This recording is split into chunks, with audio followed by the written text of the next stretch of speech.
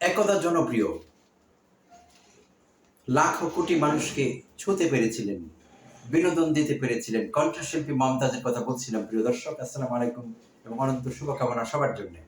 লাখো কোটি দর্শকের হৃদয় ছুঁয়েছিলেন মমতাজ তার সঙ্গীত প্রতিভা দিয়ে। হ্যাঁ, অনেকে হয়তো বলবেন তার বিশেষ এক শ্রেণীর শ্রোতা তার ভক্ত ছিলেন। হ্যাঁ, মানছি সে কথা। সব শিল্পীরই একই রকম ভক্ত থাকবে না, অনুরাগী থাকবে না। মমতাজের ভক্ত অনুরাগীর সংখ্যা একটি বিশেষ শ্রেণীর মানুষ তাকে খুব পছন্দ করতেন। কারণ মমতাজ উঠে এসেছিলেন একেবারে তৃণমূল পর্যায় থেকে। এই গল্প আমাদের সকলেরই জানা আছে। এবং একটা সময় অনেক অতীতে যদি ফিরে যাই, তাহলে Momtaz Guinness book of world রেকর্ডসে নাম উঠাতে পেরেছিলেন তার সেই ক্যাসেটের আমলের। অডিও ক্যাসেট যখন পাওয়া যেত, ছোট ছোট ফিতা থাকতো, টেইপগুলোর উপর রেকর্ডিং হতো, সেই অডিও ক্যাসেটের আমলে গিনেস বুক অফ ওয়ার্ল্ড রেকর্ডসে মমতাজের নাম উঠেছিল। কারণ পৃথিবীতে সবচাইতে বেশি অডিও ক্যাসেট মমতাজের ছিল তখন, এই সঙ্গীত বিষয়ক ক্যাসেটগুলো। তো এরপর আরো অনেক কারণে মমতাজ বিখ্যাত হয়ে উঠেছেন।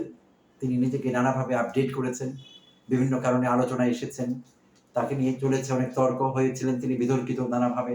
তো তারপর থেকে মমতাজের আলোচনা এসে আর থেমে থাকেনি, বিভিন্ন কারণে তিনি আলোচিত ছিলেন। তো পরবর্তীতে রাজনীতিতে জড়িয়ে পড়েন। এবং প্রিয় দর্শক, আপনাদের জানা আছে 2008-এ প্রথম নবম জাতীয় সংসদের সংরক্ষিত মহিলা আসনে সংসদ সদস্য মনোনীত হয়েছিলেন মমতাজ।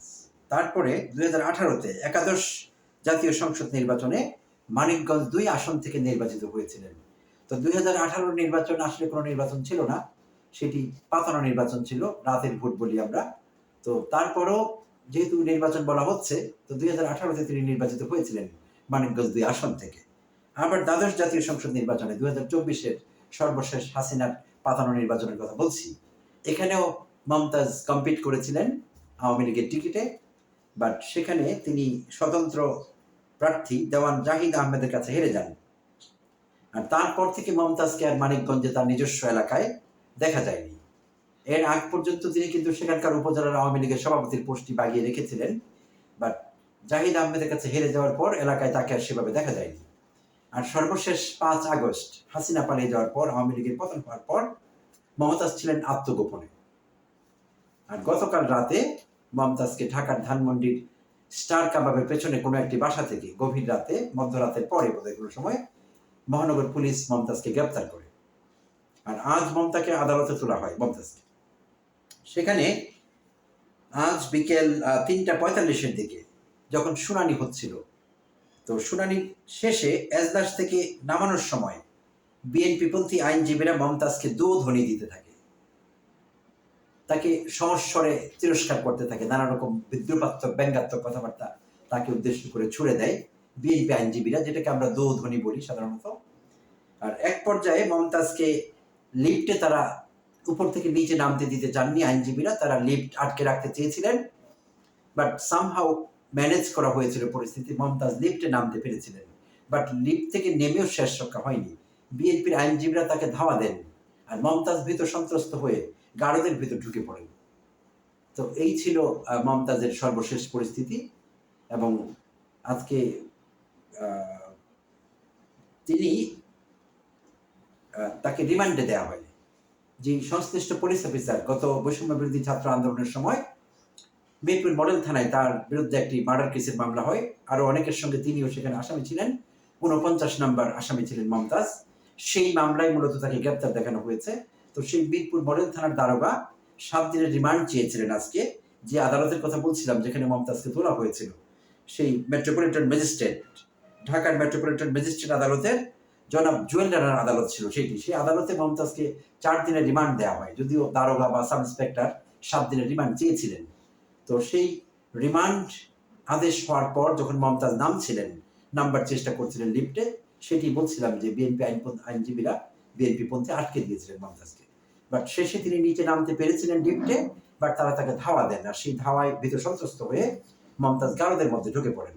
তো এখানে প্রসঙ্গক্রমে একটি কথা বলে নিচ্ছি, শুধু মমতাজ বা বিএনপি আইনজীবীদের প্রসঙ্গ না, সার্বিকভাবে যেটি দেখছি গত অনেক দিন থেকে, খুব ভালো একটা কিছু দেখছি না। বিচারালয়ে, আইন আদালত এলাকায় যা দেখছি, আইনজীবীরা বেআইনি কাজে লিপ্ত হচ্ছেন। হ্যাঁ, মমতাজের বিরুদ্ধে বিএনপির অনেক কিছু বলবার আছে, কারণ মমতাজ ছিলেন স্বৈরাচারীর দোসর, স্বৈরাচারী শেখ হাসিনার দোসর ছিলেন মমতাজ। নানাভাবে। তো সেই জন্য তাদের রাগ ক্ষোভ থাকতেই পারে। আবার অতীতে বিভিন্ন সময় খালেদা জিয়াকে নিয়ে বিষোদ্গারও করেছেন মমতাজ, উচ্চবাচ্য করেছেন, অকথ্য কথাবার্তা বলেছেন তাকে নিয়ে। তো সেই রাগ থেকে, ক্ষোভ থেকে, বা সেই রাগ বা ক্ষোভ বিএনপিপন্থী আইনজীবীদের মধ্যে থাকতে পারে। কিন্তু আইনজীবীরা তো আইনজীবী, তারা আদালত প্রাঙ্গণের লোক, তারা মানুষকে ন্যায় বিচার দেবেন। তো তারা যদি এরকম করেন, তারা মমতাজের মতো একজনের উপর হামলে পড়েন, কাউকে মারধর করেন, কাউকে আটকে রাখেন, কাউকে হুমকি দেন, অনেকদিন থেকে কিন্তু এটি দেখছি।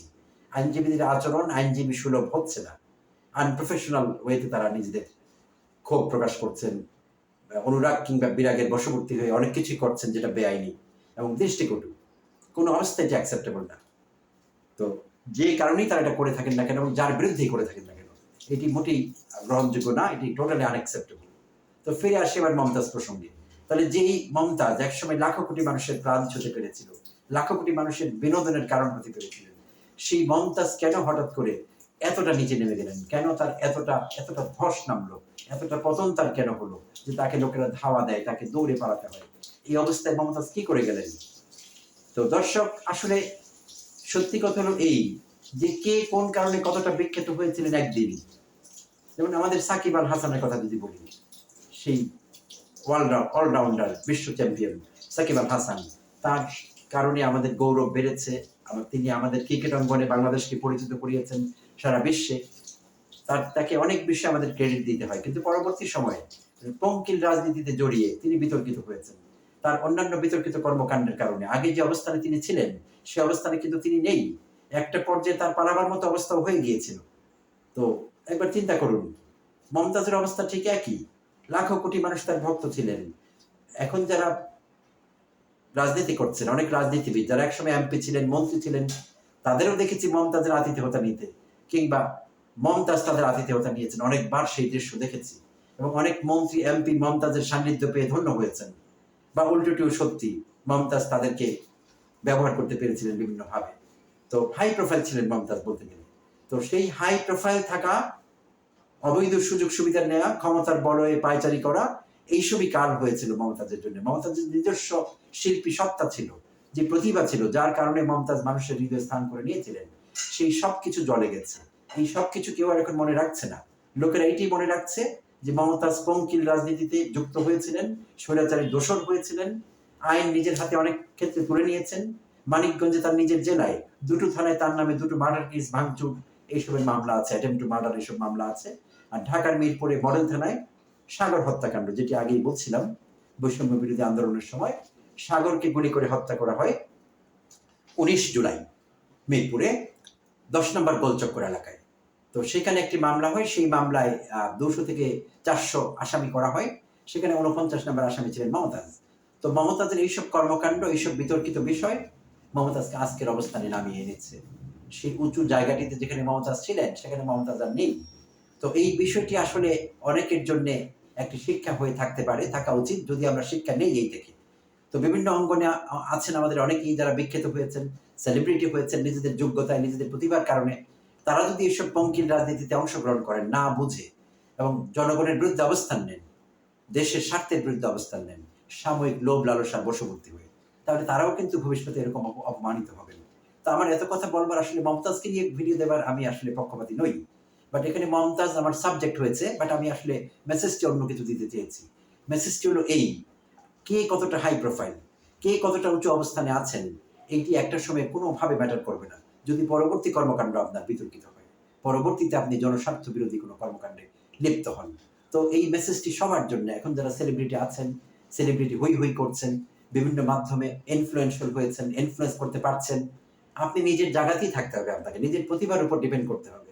এই বাংলাদেশের পঙ্কিল নোংরা রাজনীতিতে যুক্ত হলে শেষ পরিণতি আপনার এই হতে পারে, এবং এই হবে, অনেকের ক্ষেত্রে এটি হয়েছে।